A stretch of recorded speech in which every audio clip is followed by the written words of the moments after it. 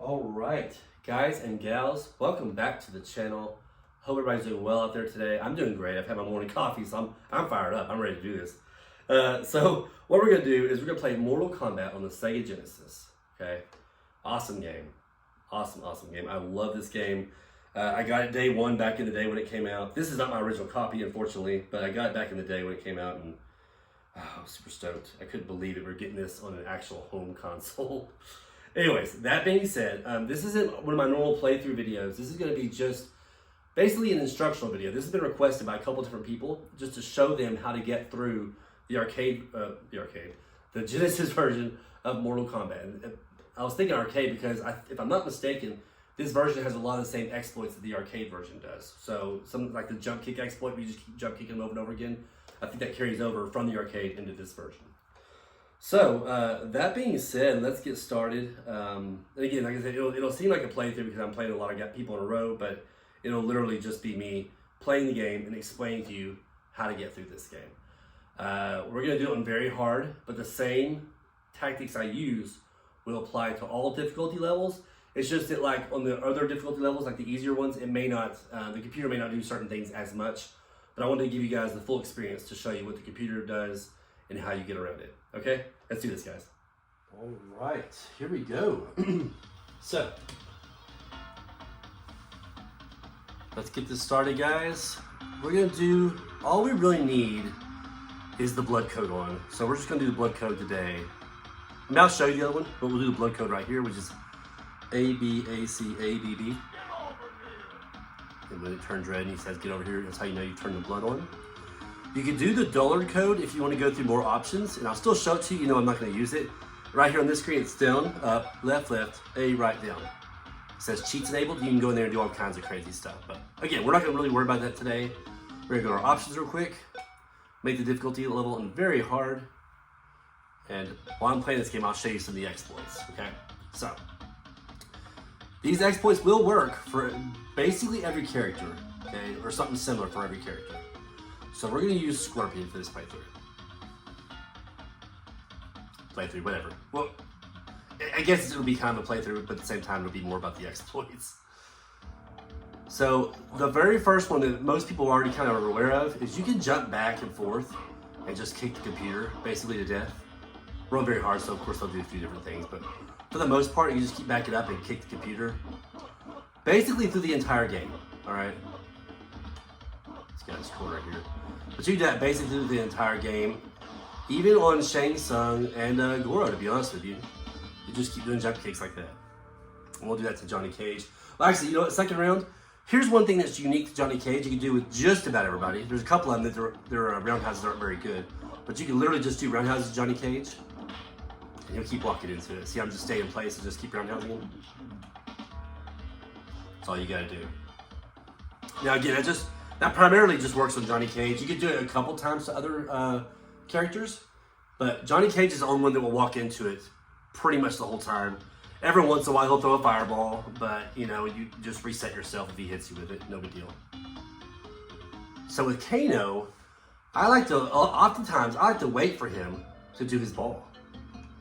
If you just back up and let him do it, you can catch him with something. For Scorpion's case, we'll catch him with a harpoon.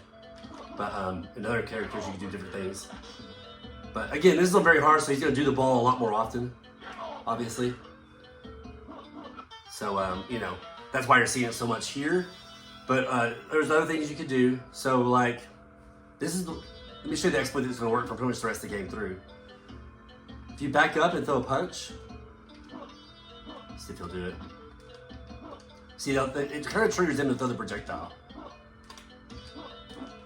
You duck it or block it and then catch him with something. So, see how to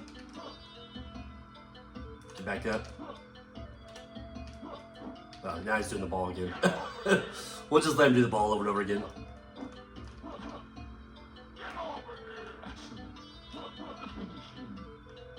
Oops, far away. But yeah, that's going to be kind of the main exploit for this game. Aside from the jump kicks, you can just back up a little bit out of range and throw maybe a couple punches, and oftentimes it triggers the computer opponent, to throw a projectile, and you can capitalize off that. Also, just like Kano though with Raiden, you can wait for him to do his Superman also. He'll do it quite often. Again, on very hard he does it a lot more. See, I'm just waiting for him to do it. Just block everything. Eventually he'll just do it. I'm a little slow apparently today on the spear, but you can catch him with the spear.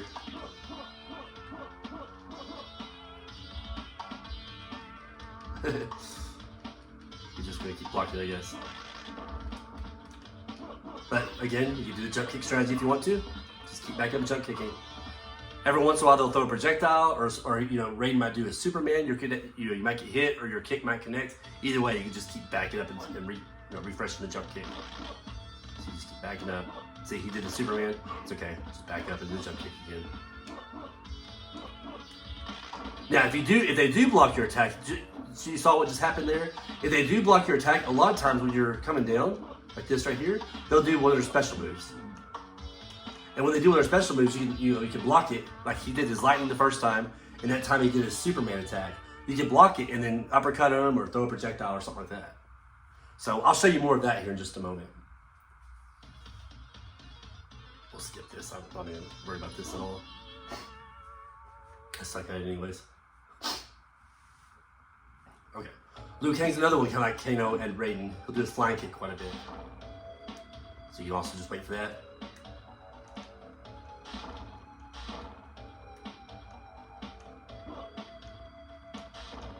There he goes. You can punish him for it. You can back up, and a lot of times we keep doing it. See like that?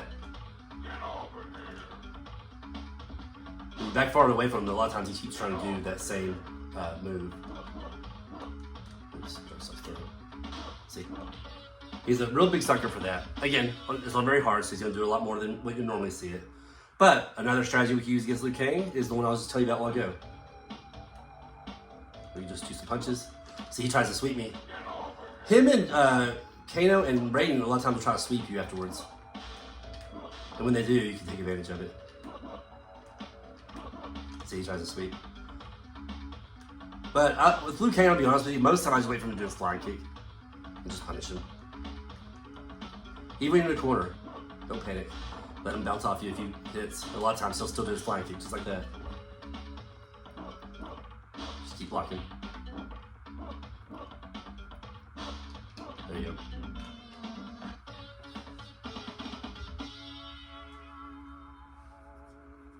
So again, like I said, just be patient, stay on the ground.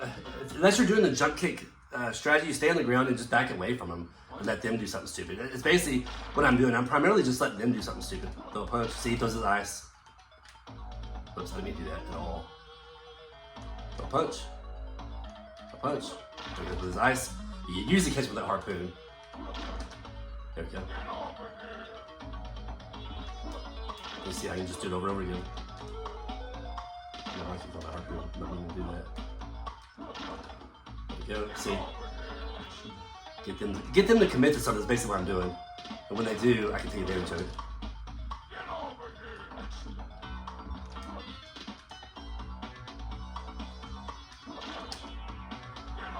These kind of tactics right here probably work a little bit better.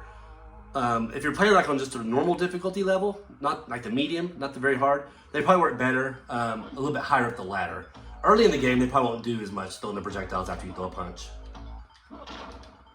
But the higher up the ladder you go, the better off you are. But if that doesn't work, if you have trouble doing that, getting that to work, you can still just do this jump kick strategy, no matter what difficulty you're on. See, he blocks, and I can still punish with the uppercut. But no matter what difficulty you're on, see, I'm on very hard, and you see me still doing the jump kick strategy. I'm just backing up and jump kicking, backing up and jump kicking. And then, as you saw right there, when they do block, I can still punish them, because a lot of times they'll throw the projectile. You can still punish them for it. Here, I'll make Sonya block some of mine, and I'll punish her. I'll make her block some of my jump kicks. She didn't block that time. She should block there. There we go. Let's see, I can uppercut her.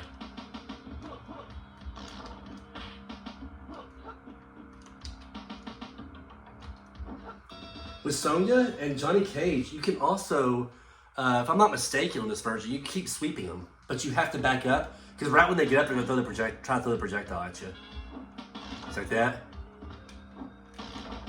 See, it's something like that. You just keep sweeping him. I back up a little bit. Oh, she's just not having it. We can still catch her with that. Oops, press the wrong button. See how she, whenever she does block my jump kick, it still works. Still able to capitalize off of it. And don't forget about that roundhouse. Throw that roundhouse in every once in a while, no matter who you're fighting. I know I showed you a while ago just on Johnny Cage, he'll always walk into it. You can still just catch the computer off guard once in a while with just a roundhouse. I'll show you that on my, I think I have the mirror match next.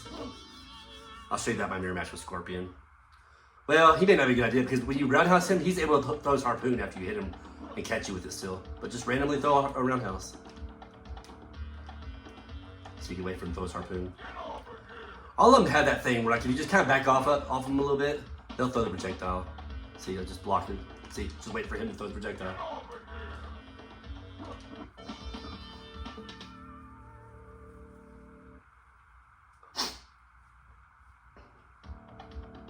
And again, I know I'm using Scorpion here, but all of them have the kind of ability to do something like this. So whenever I get them to commit to a projectile, like Johnny Cage could do his shadow kick, Sonya could shoot her rings, or she could do her leg grab. You know what I mean? Like Raiden could throw his lightning. There's all kinds of stuff you can do once you get them to commit to something. Oh, mistimed that one. And it's got me in the corner, so it could be a problem. But I like to, like they'll do that sometimes, and sometimes they'll throw projectile. See, that gives you an opportunity to get out.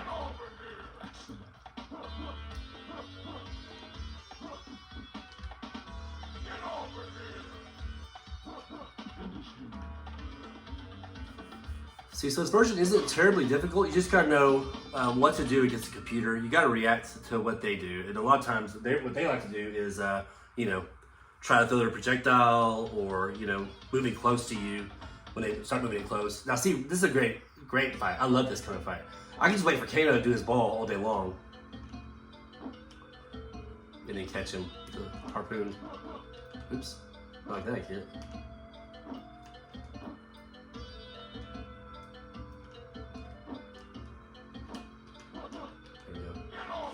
Or I can just back off him and just start doing jump kicks.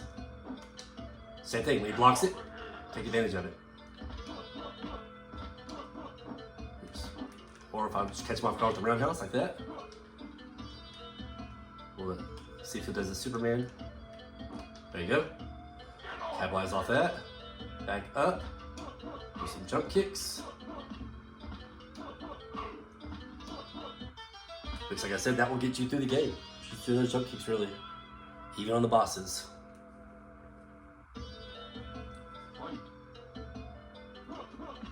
Speaking of bosses, I'll just do what I do right here to get to the boss, to Goro, and show you what to do against Goro. But as you see, I'm just being patient with all these guys.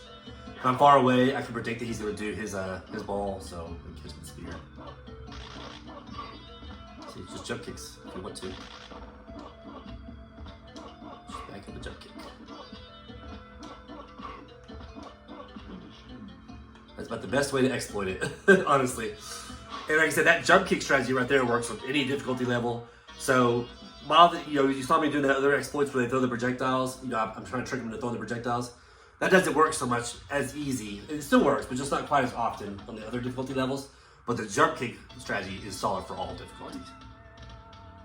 So we'll just wait for him to throw his, or do his little flying kick. I'll use it back up and start doing some jump kicks. Wait for his flying kick again. Go. Back up, try to do a jump kick again.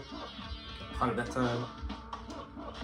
See, so it's very much just you know, a lot of wait for him to goof up. And like I told you about Johnny Cage a while ago, we just take it out like this. Ooh.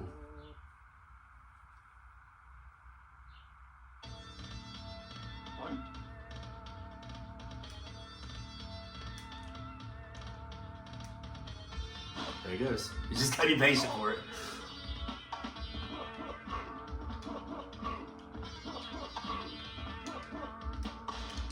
There you go. Kind of those projectile at me, it didn't work.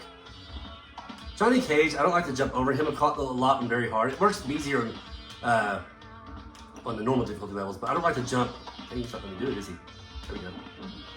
But I don't like to try to jump kick him on very hard a whole lot because he does that. A lot of times when he gets up, he'll do that sliding shadow kick. And it'll get underneath your jump kick and then he can start hitting you from the other side. So with him, I like to do that one right there pretty much. I mean, there's other strategies also for exploits, but that's probably the easiest way to beat him. Let him run into your high kicks, your roundhouses. All right, so we got subs. He likes to throw his ice when he gets up immediately, so you can definitely catch him with some jump kicks. There you go. Try to catch Sonya with the harpoon. Jump kick at her and she blocks it. Nope, that time she didn't throw a projectile. That's okay. Back off of her. Same way, she's just gonna keep. There we go. That time she didn't do it either. Catch her with a random roundhouse. So see, it's not that bad. Once you know the computer's ins and outs, it's not that bad. If you just try to have a blind fight with the computer, just like most Mortal Kombats, you're probably gonna lose. Like especially Mortal Kombat 2, you just can't just go in there and just not, and just not do exploits. I'll be honest with you. The exploits are pretty much crucial in all these old Mortal Kombats. You pretty much have to have some kind of exploitive way to beat the computer, because otherwise they're just ridiculous. They can do stuff that you can't do. They can, it's almost like they have they know what you're gonna do before you even do it. It's crazy. It's just ridiculous. Now, we're at Goro. Goro's not a problem. You can do the same kind of strategy. I catch him with a harpoon at the very beginning, and then just back up and jump kick him. If he blocks it, reset yourself. It's not a big deal. Block his occasional fireball.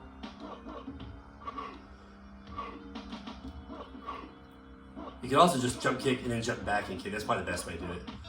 Because I think he falls for that a lot more. Like you keep jump kicking him over and over again like that.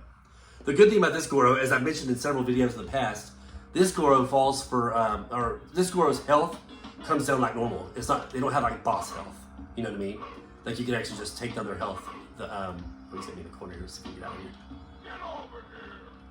You can actually take down his health the right way. What I mean by that is when you do damage to him, his health comes down just like a regular player. Sorry, I'm at a loss for words. I'm trying to focus on Goro.